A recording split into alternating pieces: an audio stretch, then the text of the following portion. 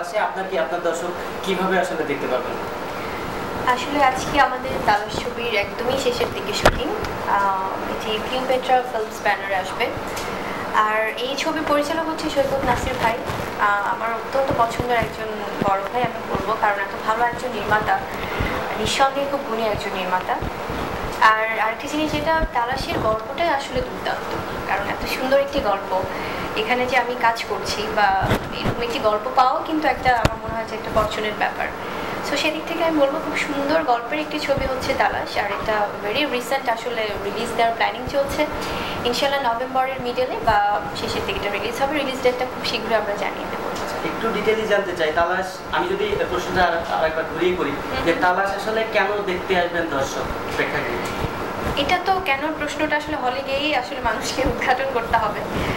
তালাশ নিয়ে যদি আমি বলি, এখানে আমার যে ক্যারেক্টার বা আমার যে চরিত্র, এটি আসলে আমাকে একদম নতুনভাবে দর্শকরা দেখবে, এভাবে আসলে কাজ করা হয়নি।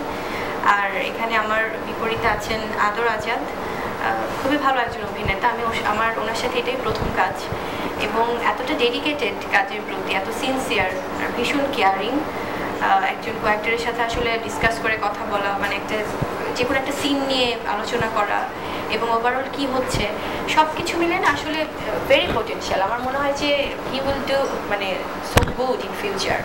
সো খুব ভালো একটি অভিজ্ঞতা। ইনফ্যাক্ট আরেকজন আছেন আসিফ, উনিও র্যাম্পের মডেল কাজ করছেন, বাট এখানে এটা মনে হয় ফার্স্ট ফিল্ম ওনার, খুবই ভালো করার চেষ্টা করেছেন। এবং এখানে যেটা আমি বলছিলাম যে সৈকত নাসির ভাই, কারণ আমি আগেও কিন্তু বলেছি ভাইয়া যে আমি যদি ভালো গল্প বা ভালো নির্মাতা পাই তো আমি কিন্তু সবার সাথে কাজ করতে চাই, বিকজ একজন নির্মাতাই কিন্তু একটি সুন্দর গল্পকে সুন্দরভাবে আসলে উপস্থাপন করতে পারে। তো সেখান থেকে বলবো যে ভাইয়া খুব দারুণভাবে কাজটি করছেন। এবং আমরা তো আসলে এটি থ্রিলার রোম্যান্টিক ফিল্ম আমরা বলবো, অনেক সাসপেন্স আছে। আর এটি কিন্তু মিউজিক্যাল ফিল্ম বেসিক্যালি, এখানে অনেক গানের ভ্যারিয়েশন পাওয়া যাবে। যারা যেসব দর্শকরা আসলে ওভারঅল একটা কমপ্লিট প্যাকেজ দেখতে চায়, আমার মনে হয় যে তালাশ হচ্ছে তাদের জন্য প্রথম পছন্দ।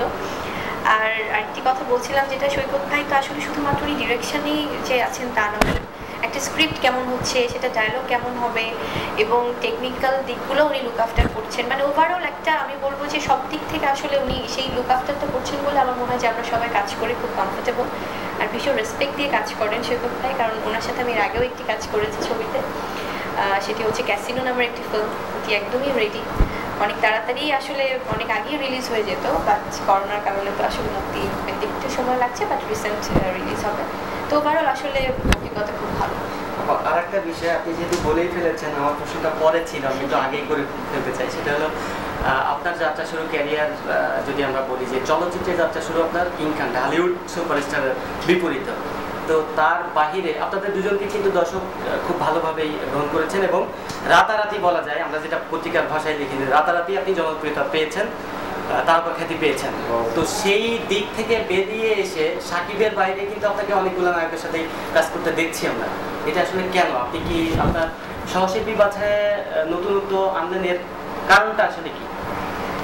আসলে হয়েছে কি, এখানে দু রকমের ব্যাপার কাজ করে। যেমন অনেক অডিয়েন্স আছেন যারা আমার সাথে শাকিব খানের সাথে আমাকে দেখেছেন বা ওভাবে দেখে অভ্যস্ত, এবং আবার কিছু দর্শক আছে যারা আমাকে ভালোবাসে বা পছন্দ করে, তারা আবার কিন্তু চাচ্ছে যে অন্য নায়কদের সাথেও কেন কাজ করছি না।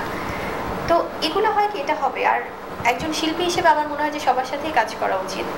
এবং হ্যাঁ, জুটি প্রথাটা দর্শকরা যখন পছন্দ করে বা একটা গুড কেমিস্ট্রি যখন তৈরি হয় তখনই কিন্তু কাজ হয়।